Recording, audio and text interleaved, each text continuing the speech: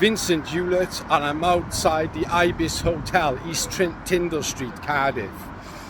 So I've spoke to lots of people before coming here, and they're saying the same thing. The hostel is not getting managed properly, which is having a knock-on effect for vulnerable residents, which then a lot of intimidation, bullying, there's lots of drug dealing going on here.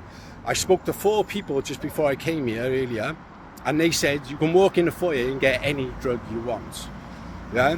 Now this is having a knock-on effect for all the community services in Cardiff and the wider community, especially when people are getting housed with these addiction issues because they haven't been given a fair chance to recover.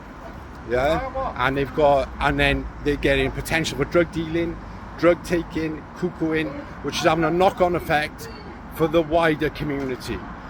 So what doesn't make sense to me is that if you've got local lads working in these type of hostels who had recovered from active addiction, who are able to provide the support and get the respect they deserve, because the people here do not respect the staff, the local lads will have the respect and be able to restore order within a month or 2. This is what doesn't make sense to me. I've got a resident here who'd like to share her story about being here and how it's affecting her. Would you like to say your name? Hi, my name is Freya. How are you, Freya? How are you?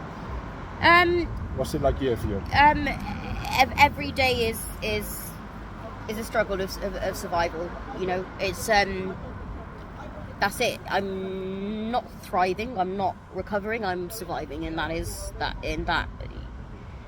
What's the situation with the drugs here now? Everywhere. I have never been in a place where it is so readily available. I've never been in a place where I have actually seen people overdosing, and that is so scary. Yeah. Like, I don't know if I'm going to walk downstairs and see someone fighting, getting stabbed, overdosing on the floor. It's scary. It's traumatizing, you know? All the things that I hear and see, these things are going to stay with me long after I leave this place physically. You know, I just feel like this place is literally like, it is hell. It really is. Some people in here, I don't understand why certain people are being mixed with certain people.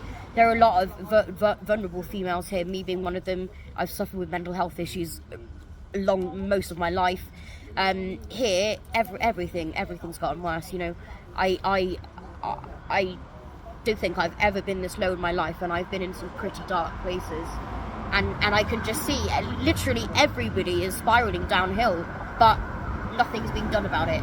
Yeah. That's just how it is. That's just the way it is here.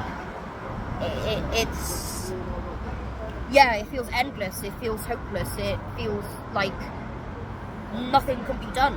Like, I called the temporary accommodation, the council, and they just don't care how much of an effect it's having on me. You know, I'm crying to them down the phone. I'm telling them these things that are happening to me, and they just don't seem to care. Like, and I'm angry at those people who are higher up who thought it would be a good idea to mix these people. There are literal predators here. Literal predators. Yeah. That's not good. That is not good. Not for vulnerable ladies, no. It's fucking scary. Yeah. It's fucking scary. Like. Yeah. That's. There should be a separate place really for vulnerable people and not so vulnerable people. Yeah, so I'm on the waiting list for Lamai, which is a single sex supported accommodation. That's what I really need. Yeah. That's what I really need. I need support. I need support to live. I'm not functioning. I'm not able to do that like myself right now. So you in fear for your safety here? Yeah, I do. I really do. And you know, maybe some of that isn't justified. I do have PTSD anyway, but you know, a lot of it probably is quite justified. You know, I can barely make it down the stairs without having a panic attack. You know, quite often I would rather starve myself than go downstairs and cook and have a panic attack, and because it's so disgusting down there, and because of all the people down there, you know, what drugs they're on and how high they are. Like, so yeah, I would rather just not eat than go down there, because it's just the fight or flight. Like, I'm literally in fight or flight mode all the time. Thank you for that. So this is having a knock-on effect for, you know, all this community services. This costs a lot more money in the long run, and it's also affecting the future of Cardiff. You know, something needs to be done. There needs to be better management involved here, because obviously if you ask the staff, oh, what's it like in here, you wouldn't get a true story. I've had to collect a lot of evidence and speak to people about the situation, exactly what is going on here.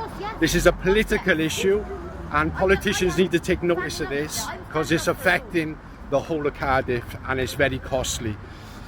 So thank you everyone for your support. Please repost this as much as you can. Would you like to say to that? Yeah, I want to follow your page. Yeah. Please. Inspiration. Sorry? Inspiration. Inspiration, brilliant. Okay, thank you so much. Yeah, please, this awareness really needs to happen. Yeah, definitely. Yeah, 100%, because it's not getting looked at, it's getting swept kind of under the rug. It does, and yeah, all the problems are being ignored, but thank you for bringing them to light, because we thank you for advocating for us, because it feels like there isn't anyone to do that. There's no voice, is there? No, there isn't. And I go down there and I try and fight for myself and everyone else, but at the end of the day, it doesn't. No one listens to you, do they? No. Yeah? No, not really, no. Okay, so thank you everyone. Repost this as much as you can. The more exposure, the more chance we got of helping the people who are suffering here. So thank you.